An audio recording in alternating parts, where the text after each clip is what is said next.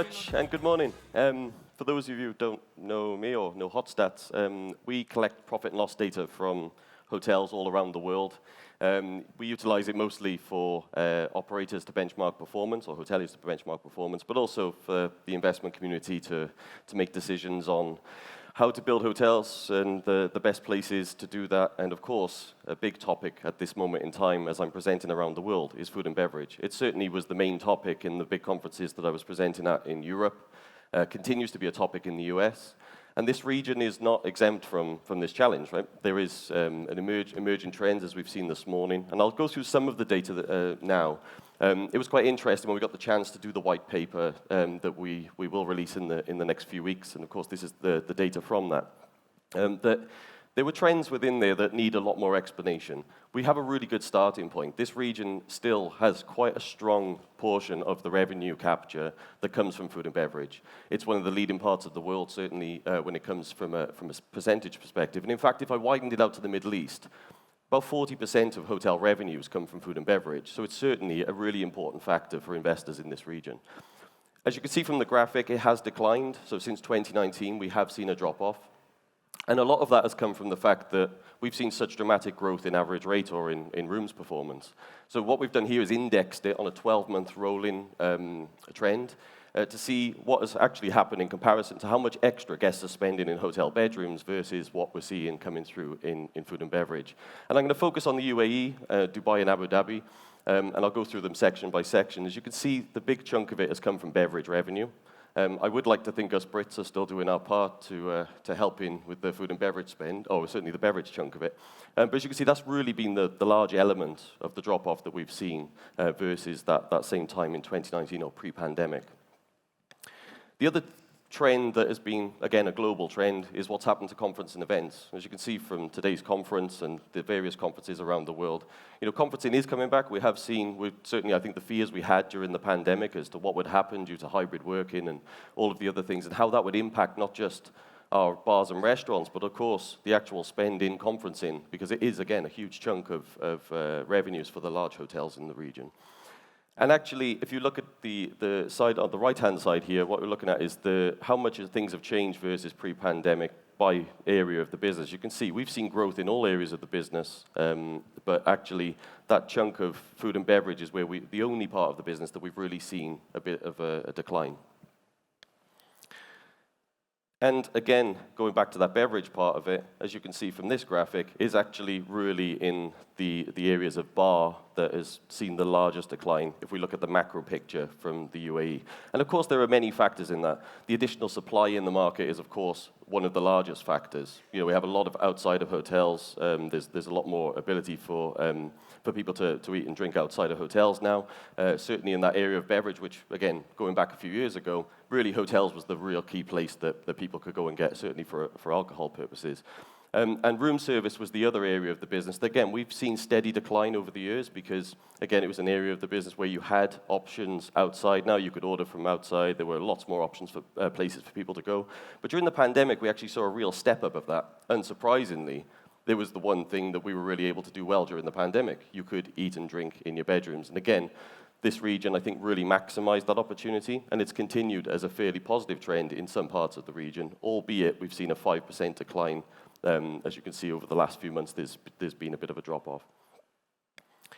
Now, focusing on Abu Dhabi, the trends are really similar. As you can see from this graphic, the one area that we have seen the pickup, again, going back to that point that I was making on conference and events, we've seen a bit of pickup recently because the other F&B revenue, a big chunk of that is coming from conferencing. But we are still quite significantly behind in all areas of food and beverage versus that same time in 2019. And again, it's the bar that is really standing out. As you can see from the graphic here, we've actually got a slight uptick in room service revenues, but it's really bar revenues that have seen the largest tail off. And for Dubai, again, Dubai comes with different challenges because of the size of the supply growth, I guess, we've seen in that region, and how easy it is to be able to get food and drink ordered to your room or to wherever you are staying, maybe even outside of hotels. So hoteliers are really living with a different challenge in Dubai because of the density of the options that are available there. And again, if you look at it from the different points of view, beverage has seen the largest chunk of change, albeit the food is also 5% down versus that same time in 2019 comparably. As we're looking per available room here because we're looking at the hotel-specific restaurant and bar. So what I would like to really highlight is that it's possible and very likely that food and beverage spend in the region is not down overall. It's, of course, we're very much looking at the hotel part of this puzzle. So the hotels may be struggling slightly from maximum, or certainly from driving growth in that area because the challenges of additional supply and outdoor catering is very different. And if we focus on Dubai, actually, the other dynamic that, of course, has changed is that as we see more and more of clusters of hotels being built in different parts of the city, here you can see that a lot of it has actually shifted. So I've grouped in different areas of the region just to make sure that we don't get too many lines in the graphic. But you can see Old Town, downtown, so it's kind of Dira side of town, up to Sheikh Zayed Road, has seen a drop-off, and quite a significant drop-off, and actually quite a stabilized drop-off versus that same time in 2019. But actually, there's the beach, the additional beach clubs and et cetera that's cropped up down at that end of town, and of course the Palm, which has actually seen performance increase over that time. And I think a big chunk of that is the move to luxury. It's actually been, as you can see from the next graphic, the graphic I showed you earlier is actually on the left-hand side. On the right-hand side, this is comparing it to what we've seen in the luxury sector. And we haven't seen anywhere near the drop-off that we've seen in the rest of the market, albeit the growth of performance across the board in the luxury segment has actually been significantly higher than what we've seen elsewhere in the market. And what we should really do, I think, is keep it in context, because the reality is that the whole world is experiencing the challenge, or certainly the whole world of hotels is experiencing the challenges of food and beverage, because we continue to, of course, compete more and more with other markets, not just bars and restaurants, but of course the Deliveroos, the Uber Eats, etc. of the world. And actually, there are no other of these key cities that I've chosen. I've chosen some foodie cities for us to compare against. You can see that none of them have really seen any growth. So in fact, pretty much all of them have seen decline over the last kind of 5-6 years. The other challenge, of course, and the one challenge that is really becoming a big part of this in Europe and in the US, is that even if we just see some growth, even if we see some small growth, because of the size of the cost changes, because the cost challenges that we're experiencing, food and beverage profitability is, of course, becoming more and more of a challenge for us. And in fact, some hotels as we would have seen some parts of Europe now dropping below like kind of 15-12% food and beverage profit margin.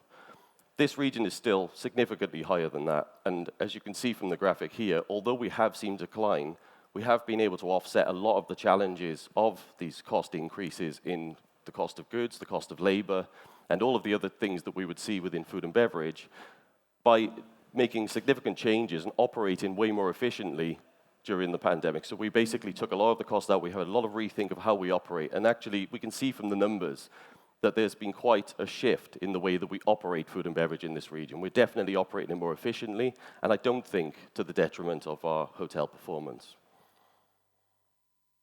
And actually, if you put Dubai and Abu Dhabi in comparison to those other key cities from a profit margin point of view, what really stands out is that even with a tail off, even with a drop off over the year on year, or in fact Abu Dhabi slightly up, the rest of the world has seen quite a decline, and it's becoming more and more of a challenge. If you look at the numbers for London there, give you a good example of it.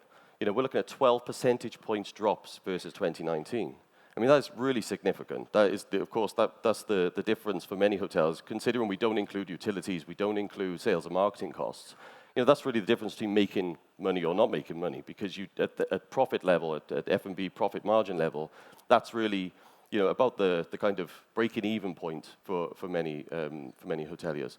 Of course, for us in Abu Dhabi and in Dubai, you can see we make good money, we run efficient ships, and actually, of course, the offerings here, for me, have always been a lot more innovative, and we continue to be able to challenge the norm in the region. And food and beverage labor is the key issue. We can really, if we hone in on where the nuances are within the P&L when it comes to food and beverage, it's really about how we can manage the labor costs in order to be able to convert the profit. Because if we have limited demand, if we have the challenges on the top line, the one thing that we can do, of course, is make sure that we're operating hotels as efficiently as possible.